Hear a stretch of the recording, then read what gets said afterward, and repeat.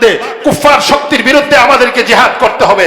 এই জন্য বাংলাদেশের মুসলমানদেরকে, যুবক ভাইদেরকে বলবো, জুলুমের বিরুদ্ধে সর্ব অবস্থায় আমাদেরকে সজাগ থাকতে হবে। যদি আমরা সজাগ না থাকি তাহলে কুফফার, সারা দুনিয়ার কুফফাররা একীভূত হয়ে গেছে। মুসলিম হারামখোর শাসকরা তারা তোমাদের দিকে তাকিয়ে থাকবে না, তারা তোমাদেরকে নিরাপত্তা দিবে না। তোমাদের নিরাপত্তার জন্য তোমরা আবার উহুদে যেতে হবে, আবার বদরে যেতে হবে, আবার খন্দকে যেতে হবে, জিহাদের ময়দানে আসতে হবে। আল্লাহর নাম নিয়ে জিহাদের ময়দানে আসবে, পুরা দুনিয়া মুসলমানদের সামনে কাবু হয়ে যাবে। আল্লামা মুফতি তাকি উসমানী বারাকাল্লাহু ফি হায়াতি, বর্তমান আমাদের বাইতুল মুকাররমের যে খতিব, ওনারও উস্তাদ, সারা দুনিয়া ব্যাপী অনেক বড় আলেম, তিনি গতকালকে ফতোয়া দিয়েছেন সারা পৃথিবীর মুসলিম দেশগুলোর শাসকদের উপরে এখন জিহাদ ফরজ হয়ে গেছে। মুসলমান জিহাদকে ছেড়ে দিবে, তাদের উপরে বিপদ আসবে।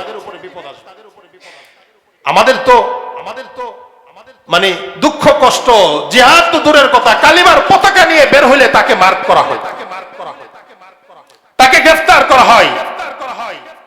জিহাদের স্বপ্ন যদি লালন না করি তাহলে বাংলাদেশকেও ভারত গাজা বানায় দিবে। অনেকের অপছন্দ লাগতে পারে, দেখেন না ভারতে কি হয়েছে, মুসলমানদের অক্ষকিত সম্পত্তি। আপনারা কি বলবেন, আপনাদের এই মসজিদ আপনাদের বাপদাদা ওয়াকফ করে গেছে, এটা কি কেউ চাইলেই ওয়াকফে, আল্লাহ তাআলা ওয়াকফ তো এটা শরিয়া একটা বিধান, শরীয়ত এটার নীতিমালাকে নির্ধারণ করে দিয়েছে। এখন চাইলেই কি দেশের শাসক এটাকে যেভাবে ইচ্ছা সেভাবে ব্যবহার করতে পারবে?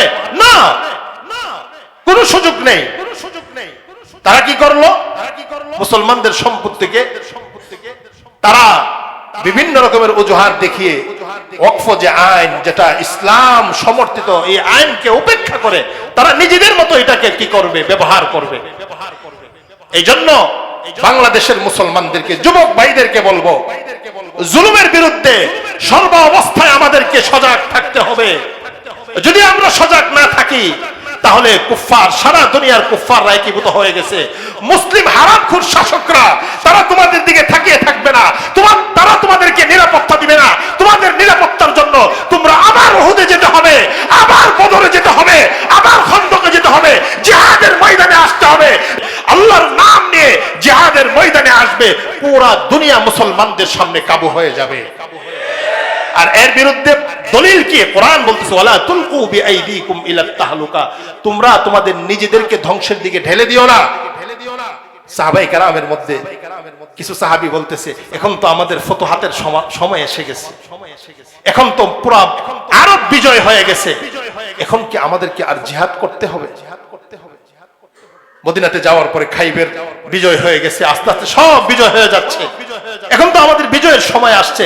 এই ধারণা কয়েকজন সাহাবী লালন করছে। তাফসীরের কিতাবে দেখবেন সূরা বাকারার আয়াত, আল্লাহ তাআলা সাথে সাথে আয়াত নাযিল করে দিয়েছে, ওয়ালা তুলকু বিআইদিকুম ইলাত তাহলুকা, জিহাদকে ছেড়ে দিয়ে তোমরা নিজেদেরকে ধ্বংসের দিকে ঠেলে দিও না। মানে জিহাদ করতে হবে। আজকে হামাসের মুজাহিদিনরা জিহাদ করতেছে নিজেদের দেশ বাঁচানোর জন্য, বিভিন্ন ভাবে তাদের ব্যাপারে প্রশ্ন করা হইতেছে। আমি আপনাদেরকে প্রশ্ন করব, ফিলিস্তিনে এই যে বর্তমান যে 1 বছর যাবত যুদ্ধ শুরু হয়েছে, এর আগে কি ফিলিস্তিনে ইসরায়েলের জুলুম চলছিল কি চলছিল না? বলেন। প্রতিদিন জুলুম হয়েছে, প্রতিদিন নিষ্পাপ বাচ্চাদেরকে হত্যা করা হয়েছে। একটা ছোট বাচ্চা আর একটা ছোট বাচ্চাকে সান্ত্বনা দিতেছে, পরিবারে মা নাই, বাবা নাই, কেউ নেই। এর চাইতে অসহায়ত্ববোধ আর কি হতে পারে? এই জন্য আমাদেরকে জিহাদের স্বপ্ন লালন করতে হবে। এই বাতিল বিরুদ্ধে, কুফফার শক্তির বিরুদ্ধে আমাদেরকে জিহাদ করতে হবে। বলে হুজুর আমাদের তো এত ক্ষমতা নেই, এত অস্ত্র নেই, এত শস্ত্র নেই। এখানে আমাদেরকে বদরকে স্মরণ করতে হবে। বদরে যারা আসছে তাদের অস্ত্র ছিল না, কিন্তু আল্লাহ তাআলা তাদের পক্ষে ফেরেশতা নাজিল করে দিয়েছেন। সুবহানাল্লাহ।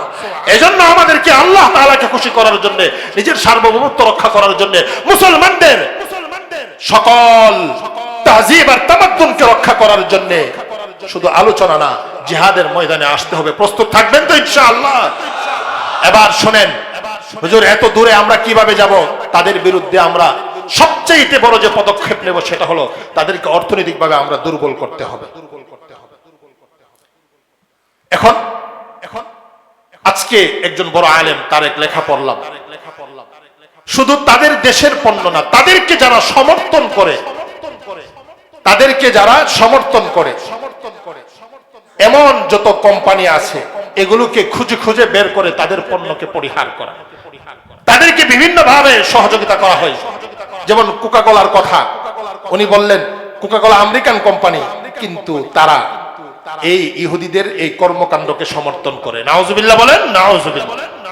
এই জন্য এই কোম্পানির যত রকমের পানীয় আছে আমরা এটা পরিহার করব, পারবো না ইনশাআল্লাহ।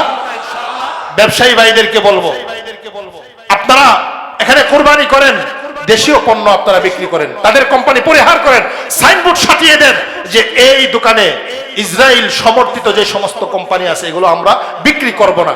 এই আপনারা কি করেন, প্রতিশ্রুতি ব্যক্ত, এটা জিহাদ, এটা অর্থনৈতিকভাবে তাদেরকে দুর্বল করা। একবারে 100টা পণ্য না নিয়ে 10-12টা যেগুলো একবারে ইম্পোর্টেড পরিচিত খুব বেশি চলে, পেপসিকো, এরাও এদেরকে সমর্থন করে। তারপরে কিছু খাবারের পণ্য আছে, আপনার কি পিজা একটা কোম্পানি আছে যেটা ওই দেশের, এরাও এদেরকে সমর্থন করে। কেএফসি, এই জাতীয় কিছু কোম্পানি, মানে অর্থাৎ একবারে বিস্তারিত 100টা পণ্য না নিয়ে 10টা 20টা 15টা এগুলোকে আমরা অর্থনৈতিকভাবে দুর্বল করার জন্য আমরা এগুলো পরিহার করি, নিজেদের দেশীয় পণ্য আমরা ব্যবহার করব। ইউনিলিভারের কথা আসছে, তারাও এদেরকে কি করে, সমর্থন করে।